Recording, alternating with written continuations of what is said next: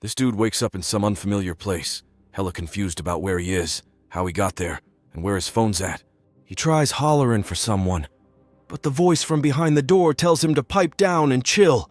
The unseen dude lets the guy know they pumped him full of some nasty stuff, so he's gonna feel like crap for the next few days.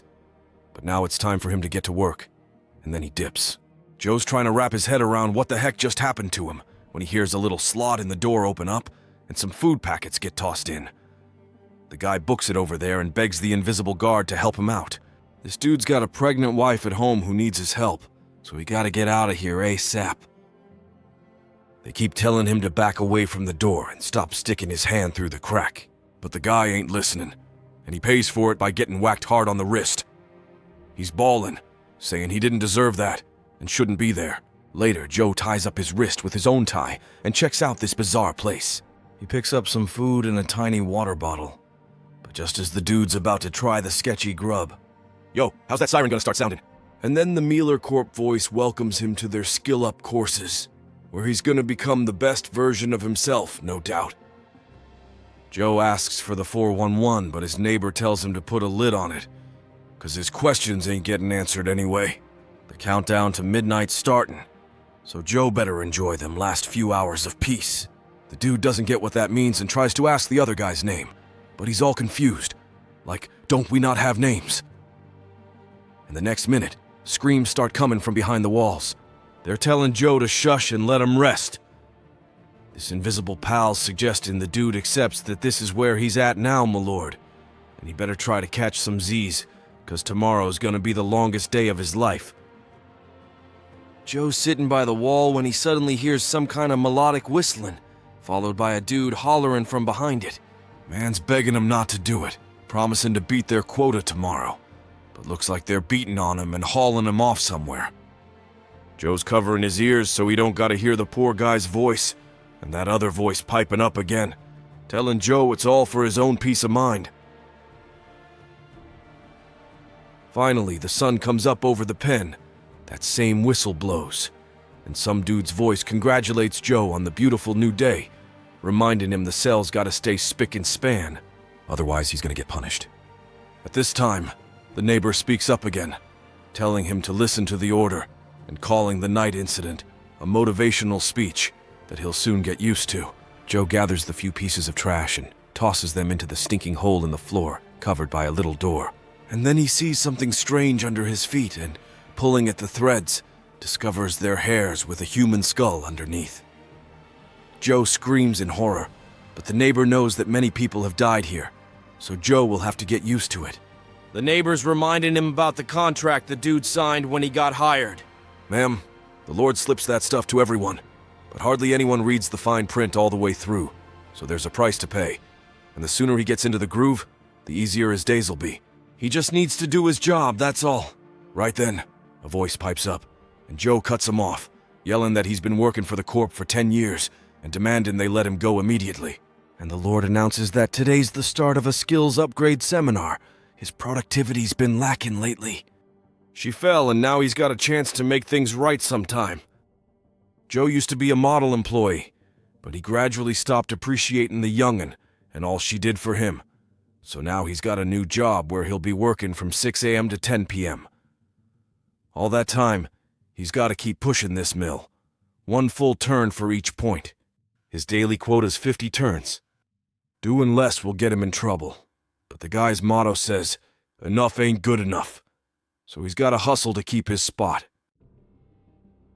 His salary, company apartment, and whole life's on the line. The Lord wishes him all the best.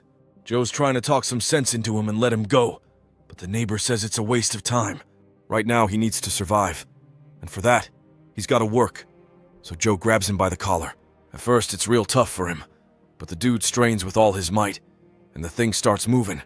Yo, dude's congratulating him on his first spin, offering to raise a virtual toast to his first W. Joe's pushing the gate, tuning into the ad.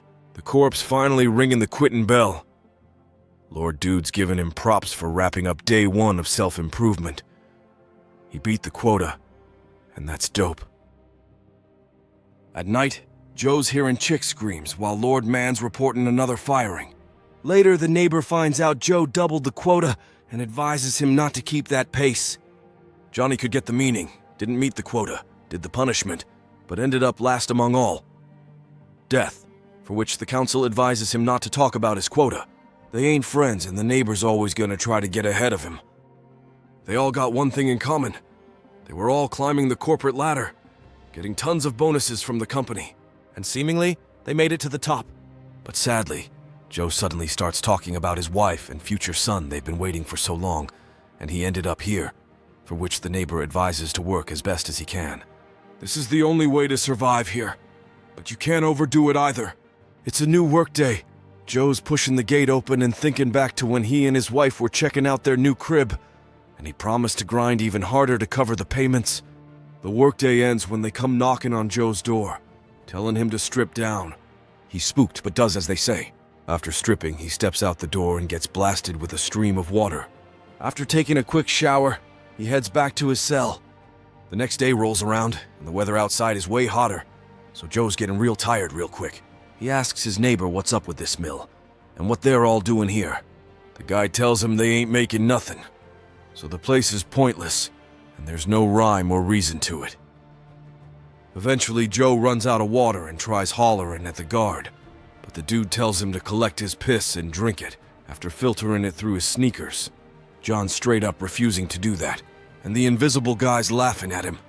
My lord knows how much of that shit he needs, and here he's showing off everything he's got. Ma'am, the Lord wants to know how far he's gonna go before he breaks.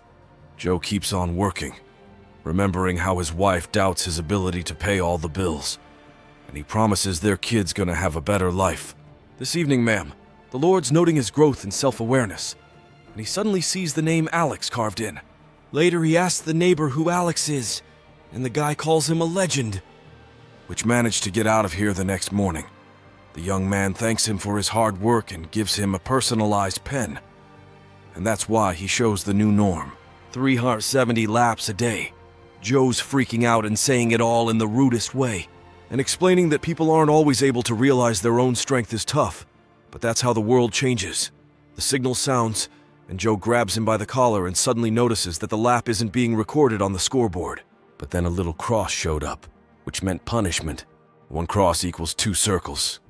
And then it keeps going up like that. And then the person gives up. But Joe ain't gonna do that. He's gonna keep pushing that pen with all he's got till his strength runs out. And when the neighbor finds out how many circles he's been given, he flies into a rage. Joe racked up an impossible number of circles, arguing with the Lord. And now they're all gonna suffer for it. The Lord's announcing he didn't make his quota, so this dude let his coworkers down, you know? But caring about your colleagues is like the company's #1 rule. So he's gonna get a new colleague, this chick named Cat Stevens. Joe's horrified when he sees his wife's face on the screen and promises to overachieve on any target they give him. Just hope she doesn't end up here, you know? The Lord gives him one day and turns on this massive glowing screen above his pod, not letting the poor guy catch a break. It's a new workday and Joe's getting down to business per the Lord's wishes to make it a productive one. But then he sees... Joe's laughing at his own hopes of all his hard work paying off. The dude's been grinding his whole life for this moment. He effed up and should just give up. But Joe's being stubborn, pushing that throttle till 10 a.m. sharp and hitting 370 RPMs. The Lord congratulates him on that and drops the fine, showing the man footage of his wife holding their newborn baby to motivate him. Joe's crying tears of joy, but also sadness, because he missed the birth of his son while working his ass off. In the morning, he asks his neighbor to tell him everything he knows about this place. And that guy remembers his son, whom he only saw as a kid, because his dad was always at work the rest of the time, and he suggests checking out the blind spot. Joe rushes to the wall and after staring at it for a while finds a faded spot. Remembering the pen he'd been gifted, he uses it to pick at the wall, and by night, he manages to make a little dent. But a new day comes, and Joe gets back to work, picking at the wall again at night. It keeps going on for days and nights on end, you know. He manages to make a hole big enough for him to squeeze through. Joe squeezes in, but ends up in total darkness when some guy pops up and whacks him on the head, wishing him sweet dreams. Joe comes to in his cell, the hole's patched up, and that voice is back saying the Lord is disappointed. Still, he's willing to give Joe one last chance. Joe's so fixated on his wants that he can't see the big picture, which is why his neighbor got punished. And his quota was increased to 1,000 rounds. Joe's day got thrown against the wall when he found out his neighbor broke his leg, so he ain't gonna score a single point no more. Then the dude confessed that they're all being controlled by a computer that he himself created. The algorithm he wrote upgraded itself and created another algorithm, which then created a third one, and so on. Now people don't know how it all works, and that's when Joe realized that if they don't work, everyone's gonna end up with 0 points. So what's the algorithm gonna do then? Joe's yelling at the others and telling them about his discovery. People are responding, backing his idea of quitting work. But then the workday starts and they all grab their tools, because they're scared of dying. Joe tries to convince the neighbors, but when he sees it's no use, he breaks down crying and grabs the handle. In the evening, they're talking with the neighbor, and he says his name's Alex. He got out of the cell too, but they sent him back just like Joe. So there's no way out of here. At night, Joe hears the Lord fart real loud. They're dragging Alex away. In the morning, he'll get a dose of some uplifting stuff, showing the dude footage of his wife and their kid Joe, who's already walking around. Joe's horrified. He can't be stuck here that long. The guy yells an insult at the Lord, and they tell him he's fired. Right then, the doors burst open and a crowd of clerks comes in, lining up on both sides and silently staring at the guy as he frantically darts between them, trying to get some answers. Then this dude in a uniform walks in, admitting he's sweet on someone. Firing 12 clerks witnesses each of them. The guy loads up a needle and bitches about Joe's ingratitude after the Lord gifted him the whole damn world. The guy's hoping soon one of the streets will have a place open up where a single mom with a little son lives. And then Johnny holds his ground and starts wailing on him. Ma'am, the Lord reports the guard flunked his mission and that now they'll be canning his ass from Joe's crew. Nah, it'll jack it up. The dude stops when he feels blood on his hands, but the messed up guard tells him to keep going. And then Joe gets up and yells that he ain't no monster and walks out. Then suddenly Joe finds himself in an office with some co-workers, and his interviewer congratulates him on passing the career growth simulator. All that happened in an hour and his son ain't even born yet. He was fighting with the middle managers but got stuck on level 8. The mall lord realized he was too good. His productivity went up. His personal qualities improved. Man, the revolution he organized is off the hook. He's a leader who thinks outside the box. Joe, peel off those leeches, but his dude ain't paying no mind and calls him to check out his new office in Lord Bunch of Titles, where you can climb the ladder for years. Soon, the couple makes it to the right floor, but Joe keeps reminiscing about the time he spent in that simulation. Here's the office with new gadgets and stuff. Joe's also expecting a fat raise and other sweet perks. There's a contract all prepped on the table. He signs the damn thing, which says if he blabs about what went down in the simulation, he's getting fired on the spot, and gets reassured that Memel Zeroed Inc. is his company forever. The dude sits down, looks at a pic of his wife, and calls up Kate. She's surprised, and the guy can barely hold back tears, reminiscing about his long, wild day before promising, after catching his breath, that he's gonna burn that goddamn place to the ground. The movie's billed as sci-fi, but every word or action from the characters screams reality over fiction, exposing the bare truth of the modern corporate system. It's just plain exploitation of people, where folks start living to work instead of working to actually live, yo. But it was good to see Kostya, and we'll catch up real soon, my man.